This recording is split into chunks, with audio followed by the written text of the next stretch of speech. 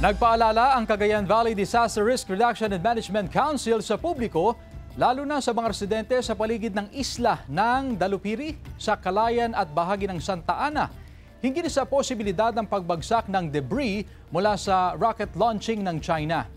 Batay sa inilabas sa abiso ng Cagayan Provincial Information Office, ang rocket March 5 mula sa Wenchang Space Launch Site sa Hainan ay ilo-launch sa pagitan ng 10:22 ngayong gabi hanggang 11:45 ng gabi.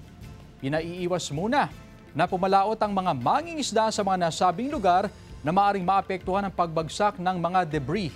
Inatasan ang LGU, ang Philippine Coast Guard na magbantay at magsagawa na ng kinakailangang mga hakbang para matiyak ang kaligtasan ng mga mamamayan.